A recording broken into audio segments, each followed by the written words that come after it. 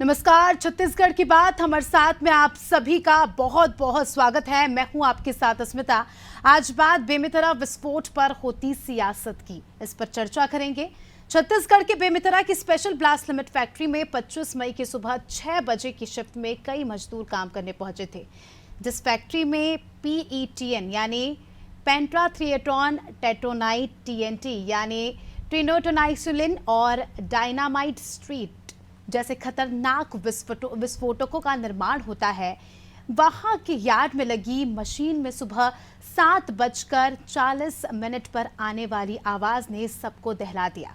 इस दौरान मशीन का कुछ हिस्सा गिरा और चिंगारी से आग लग गई। आग लगती देखकर वहां काम कर रहे मजदूर गेट की तरफ भागे। TNT यार्ड की तरफ से मजदूरों को दौड़ता देखकर परिसर में मौजूद बाकी लोग भी भागे। लगभग 7:50 पर जमकर विस्फोट हुआ। विस्फोट की वजह से 7 लोग घायल हो गए और कई लोग लापता, क्योंकि उनके परखच्चे उड़ चुके थे। आनन फानन में सभी घायलों को इलाज के लिए रायपुर भेजा गया और इस दौरान एक घायल मजदूर की मौत हो गई। इस बीच ब्लास्ट के बाद 8 मजदूरों के लापता होने की पुष्टि कलेक्टर ने की है। अब इन लापता मजदूरों की तलाश में परिजन बेचैन है। बोरसी, पिरदा, भिबोरी, गबदला और उफरा गांव के आसपास के इलाकों में अब मातम का माहौल है, क्योंकि उनके परिजन गायब हैं। उधर घटना स्थल पर मानव अंगों के जो टुकड़े पाए गए हैं, उनकी DNA जांच कराई जा रही है। हादसे के 3 दिन बाद SDM ने मजिस्ट्रालय जांच शुरू की है। 45 दिन में उन्हें जांच रिपोर्ट जिला प्रशासन को सौंपनी है। बेमेतरा कलेक्टर ने हादसे के दूसरे दिन जांच रिपोर्ट आने के बाद ब्लास्ट के दोषियों पर FIR दर्ज होने की बात कही थी, यानी प्रशासन दोषियों पर FIR 45 दिन बाद ही कराएगा।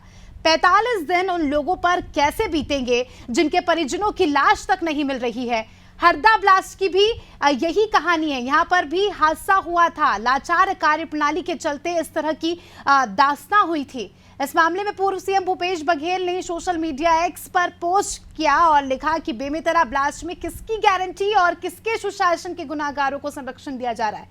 सत्ता के किस करीबी को बचाने का प्रयास किया जा रहा है, जवाब तो देना होगा। बघेल ने 5 सवाल भी पूछे, लेकिन सबसे बड़ा सवाल यही है कि इस तरह के हादसे के बाद कुछ समय तक शोर उठकर सब कुछ शांत क्यों हो जाता है। आज इन्हीं सवालों का जवाब ढूंढने की कोशिश करेंगे, लेकिन उसके पहले सुनेंगे कुछ राजनीतिक प्रतिक्रियाएं।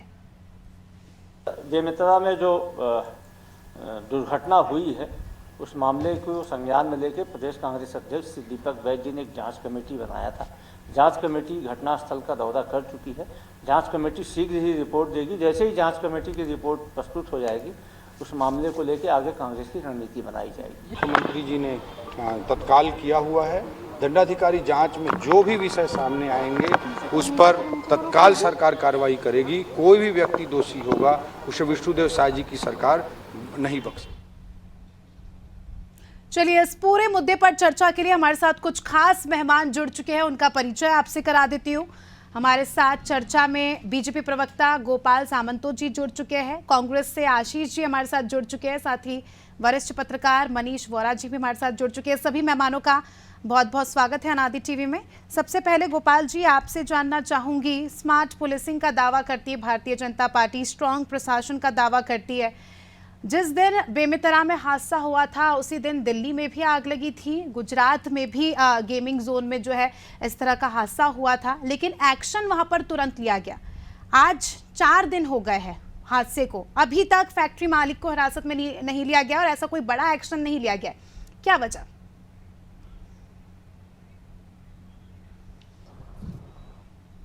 गोपाल जी, आपका माइक म्यूट है शायद। आपके सभी दर्शकों को नमस्कार। मैं आपको ये बताना चाहूंगा कि एक भ्रम की परिस्थिति है कि FIR नहीं हुई है और भूपेश बघेल इतने पुराने राजनीतिज्ञ है, एक प्रदेश के मुखिया रहे, उसके बाद भी वो लिख रहे हैं, लेकिन उनको ये समझ में नहीं आ रहा कि मजिस्ट्रियल जांच हो गई है। मैं आपके माध्यम से ये तथ्य रखना चाहता हूं कि जब मजिस्ट्रियल जांच होती है, हायरार्की में मजिस्ट्रियल जांच FIR के ऊपर होती है, और मजिस्ट्रियल जांच के अंतर्गत सारी पुलिस व्यवस्था भी आ जाती है, और मजिस्ट्रियल जांच की घोषणा 4 घंटे के अंदर हो गई। घटना हुआ था 8:15 पे और 12:40 तक की मजिस्ट्रियल जांच की घोषणा हो गई थी। 1:15 पर हमारे उप मुख्यमंत्री माननीय अरुण साहु जी वहां पहुंच गए थे, उन्होंने कंपेंसेशन की घोषणा कर दी थी। फिर ये जो कांग्रेस बार बार कह रही है कि हील हवाला दिया जा रहा है या गंभीरता से नहीं लिया जा रहा है, ये इनका भ्रामक जानकारी है और ये गैरवाजिब बातें कर रहे हैं। ठीक है गोपाल जी, सवाल अभी भी वही, फैक्ट्री के मालिक संजय चौधरी जी पर प्रशासन इतना मेहरबान क्यों है जो अभी तक उनको पूछताछ के लिए भी नहीं बुलाया गया है? ऐसा तो कहीं नहीं हुआ है। जहां पर भी हमने देखा, मैंने एग्जांपल भी दिया, दिल्ली में भी उस अस्पताल के मालिक को पूछताछ के लिए बुलाया, हिरासत में लिया गया, क्योंकि सबसे बड़ा एक्शन यही होना चाहिए। देखिए, मजिस्ट्रियल जांच में जब ये थोड़ा सा इसमें एक विषय और लेना चाहूंगा, ये चूंकि बारूद फैक्ट्री थी, ये बारूद बनाने का काम करता था, इसमें बारूद बनाने की जो लाइसेंस होती है वो इंडियन आर्म्ड फोर्सेस से लेनी पड़ती है और इसकी जो प्रक्रिया है थोड़ी जटिल है और इसमें आप तुरंत ये नहीं समझ सकते कि इसकी जो जांच की चीजें हो रही है, जांच के जो पहलू है और बिंदु हैं, उसको सार्वजनिक नहीं किया जा सकता है क्योंकि ये नेशनल सिक्योरिटी का भी मामला है। साथ ही साथ आप थोड़ा सा, मुझे लगता है कि जो भी जांच चल रही है वो गोपनीय ढंग से चल रही है और थोड़ा सा पेशेंस रखने की जरूरत है इस मामले में जांच के पहलुओं तक पहुंचने के लिए। लेकिन आप ये विश्वास रखिए कि एफआईआर भी होगी, मजिस्ट्रियल जांच के अंत में एफआईआर होती है, एफआईआर भी होगी। 45 दिन का इंतजार करना पड़ेगा उसके लिए परिजनों को जो वहां पर भी बैठे हैं। मैं आपको बताना चाहूंगा कि इसमें 45 दिन की बात कहीं नहीं होती। मजिस्ट्रियल जांच 10 दिन में भी खत्म हो सकती है, 15 दिन में भी हो सकती है, 45 दिन की बात वो कर रहे हैं। ठीक है, हमारे कांग्रेस के साथी आशीष जी भी जुड़े हैं। कैसे देखते हैं आप इस पूरे मुद्दे को, कांग्रेस का क्या स्टैंड है? देखिए, ये बहुत ही दुखद दुर्घटना है और संवेदनशीलता इसमें जो है दिखानी होगी सरकार को। और जो सवाल उठ रहे हैं वो इसलिए उठ रहे हैं क्योंकि ये जो घटना हुई है, घटना के पीछे के जो कारण है वो कारण लोगों के सामने आना चाहिए। जनता के बीच इस कारण को लाना सरकार की जिम्मेदारी बनती है कि किस वजह से ये दुर्घटना हुई। और सबसे बड़ी बात जो सवाल मीडिया के पटल पर उठ रहा है, जो सवाल आम ग्रामीणों द्वारा उठ रहा है, वो ये है कि अभी तक जो संचालक है उनको रिमांड पर नहीं लिया गया है। तो जब क्या ये मजिस्ट्रियल जांच होगी तो क्या वो संचालक जब बाहर हैं, जब वो रिमांड पर नहीं है, तो क्या वो जांच को प्रभावित नहीं करेंगे? जो वहां पे जिम्मेदार लोग थे, जिम्मेदार अधिकारी थे, क्या उनके ऊपर कार्रवाई करना सही नहीं होगा? आज एक बात समझने की आवश्यकता है कि अगर जो जैसा कह रहे हैं हमारे साथी प्रवक्ता भारतीय जनता पार्टी की कि सरकार इस बात पे गंभीर है और संवेदनशीलता दिखा रही है, वो एक्शन में नजर नहीं आ रहा है, ना तो लोगों को, ना तो कांग्रेस पार्टी को, ना मीडिया को। क्योंकि निश्चित रूप से अगर वो संचालक बाहर रहेंगे, अभी भी हमें कल भी खबर मिली थी कि वहां से जो विस्फोटक सामग्री है वो बाहर निकाली जा रही है। मजिस्ट्रियल जांच अभी ठीक तरीके से शुरू नहीं हुई है और अगर ये इस तरह से किया जाएगा और इस तरह से सबूत मिटाए जाने की कोशिश होगी या फिर किसी तरह से कोई गलती को छुपाने की कोशिश की जाएगी तो निश्चित रूप से जांच प्रभावित होगी और यही प्रश्न जो है उठ रहा है। दूसरी बात, जो मुआवजे की भी बात कही गई है, उससे भी ग्रामीण खुश नहीं है, उतने मुआवजे में वो असंतुष्ट है। साथ ही साथ यहाँ पर सुरक्षा मापदंडों को फॉलो नहीं किया जा रहा था, ये ग्रामीणों द्वारा, हमें सूत्रों द्वारा पता चला है। हम जब वहां गए, लोगों से बात की तो लोगों ने बताया कि ठीक तरीके से हेलमेट, ठीक तरीके से जूते भी नहीं दिए जा रहे थे। जो मिनिमम सुरक्षा की चीजों का ध्यान रखना चाहिए वो नहीं किया गया, इसीलिए इस पर सवाल उठ रहा है। तो क्या भारतीय जनता पार्टी किसी को बचाने की कोशिश कर रही है? अगर ऐसा नहीं है तो जल्द लोगों को रिमांड पर लेकर जांच शुरू की जानी चाहिए। ठीक है, मनीष जी हमारे साथ जुड़े वरिष्ठ पत्रकार हैं। मनीष जी, आपने दोनों ही प्रवक्ताओं को सुना और अगर हम बात बेमितरा की करें तो जो हादसा हुआ है वाकई काफ़ी दुखद दास्तां है। परिजन काफ़ी ज़्यादा परेशान हो रहे हैं क्योंकि उन्हें शव तक नहीं मिल रहे हैं अपने प्रियजनों के। लगातार 4 दिनों से वहाँ पर बैठे हैं, धरना प्रदर्शन कर रहे हैं और लगातार जो है एक्शन इतना लिया नहीं जा रहा है। जिस प्रकार से हमने देखा पहले भी हादसे हुए, एक्शन लिए गए, लेकिन अब बेमितरा में उतना एक्टिव नजर नहीं आ रहा है प्रशासन। पता नहीं, प्रशासन की उदासीनता यहाँ पर देखने को मिल रही है। क्या कहेंगे आप? देखिए, सबसे पहले तो मैं इस दुखद घटना में जितने भी लोग ने अपने प्राण गंवाए उन सबको एक श्रद्धांजलि अर्पित करता हूँ। उसके बाद महत्वपूर्ण चीज ये है कि इतनी बड़ी घटना होती है जिसके गूंज जो है बहुत दूर तक सुनाई देती है। 5 किलोमीटर तक के रेडियस में लोग अपनी जगह से बैठे बैठे नीचे गिर जाते हैं।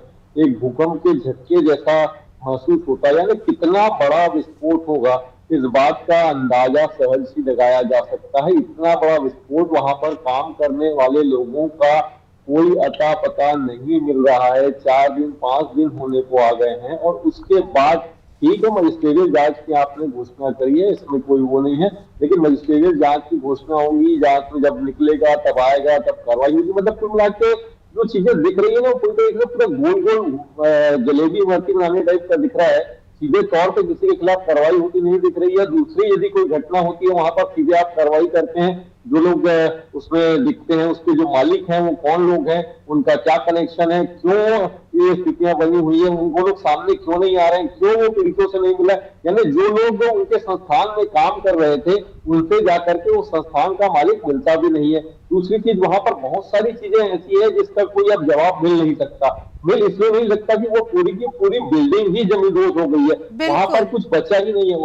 वहां पर काम करने वाले लोगों तक के शरीर के अवशेष तक नहीं मिल रहे हैं। तो कैसे आप कल्पना कर सकते हैं कि क्या निकल करके आएगा वहां से? इस बात को समझने की आवश्यकता है। जो सुरक्षा के मिनिमम पैरामीटर्स होते हैं उनका पालन वहां पर किया जा रहा था कि नहीं किया जा रहा था, क्या वहां पर उपस्थित है, इन सारी चीजों की बात लेके कभी ये कहेंगे तो मुझे लगता है कि भाजपा के प्रवक्ता इस बात को कह देंगे, जांच होगी, जांच में कब निकल करके आएगा, दोषियों को बख्शा नहीं जाएगा। मगर दोषी कब निकल करके आएंगे, कब उनके खिलाफ कार्रवाई होगी, यहाँ पर सीधे तौर पर एक चीज दिख रही है कि देखिए, न्याय में देरी होना भी अन्याय के समान है। तो जो जिनके परिवार के लोग वहां पर शहीद हुए हैं, जो जिनके परिवार के लोग गए हैं, जिनके परिजन, किसी का पिता गया है, किसी का पुत्र गया है, ये लोग जो गए हैं वो लोग वहां पिछले 4 दिन से धरने पर बैठे हैं।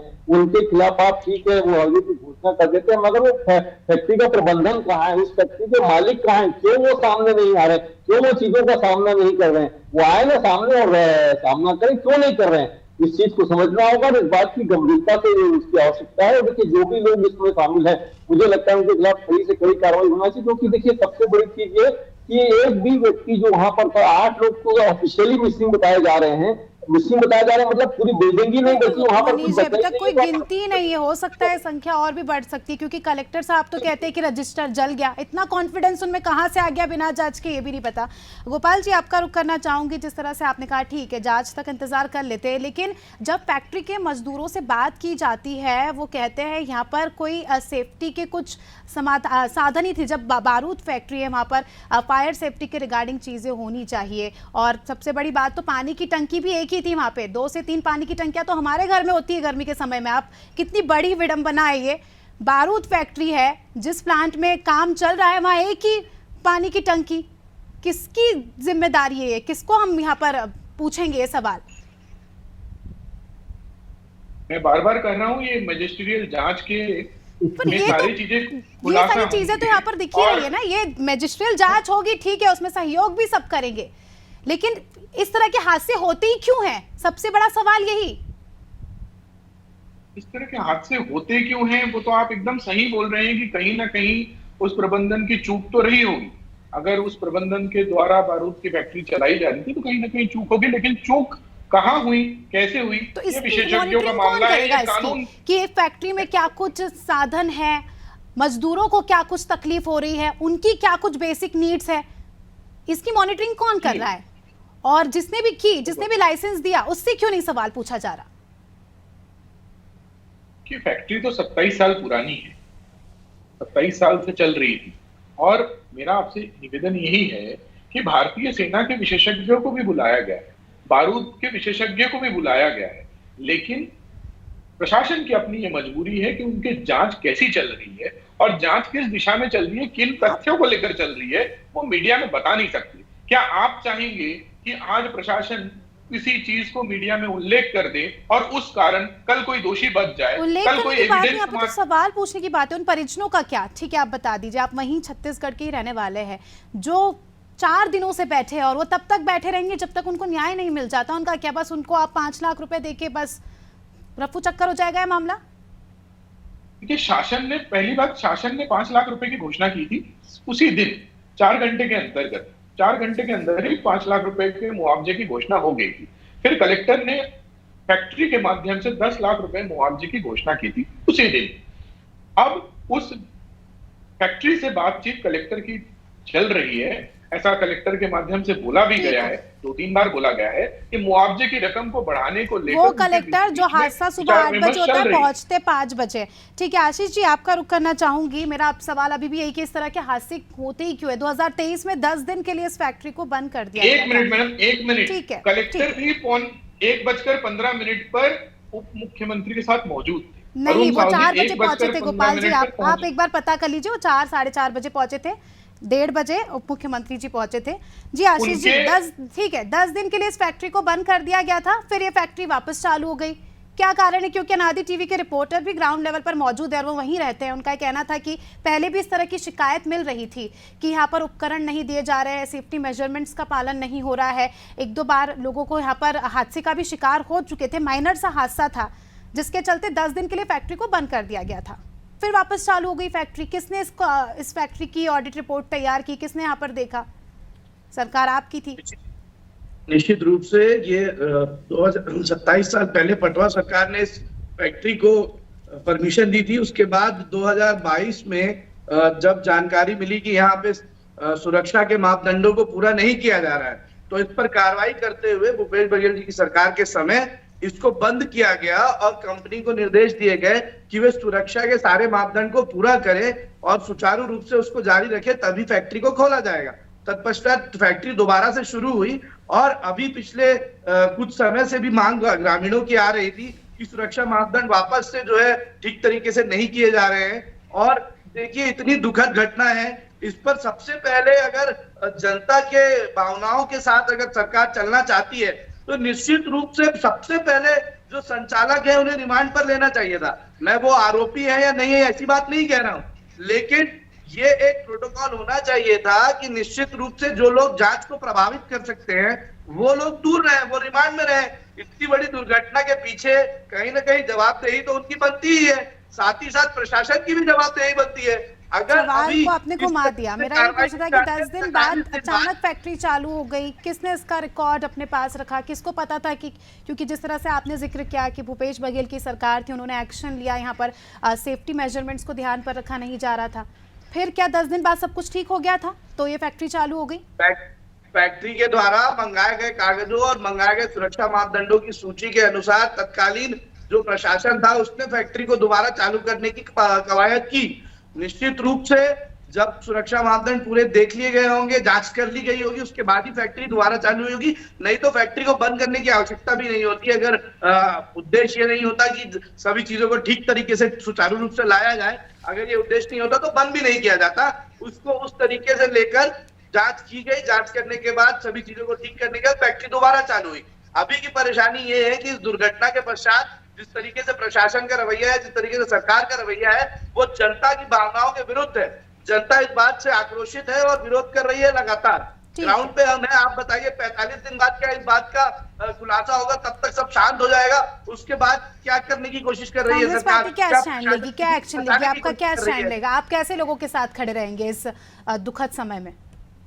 देखिए, हमने हमारी कमेटी बनाई है जांच के लिए और हम उस कमेटी की रिपोर्ट को भी सबमिट करेंगे और निश्चित रूप से अगर कहीं भी अन्याय होगा तो उसके विरुद्ध में कांग्रेस अलग से उन्होंने कमेटी बना दी, विश्वास नहीं है उनको आप पर, बीजेपी पर?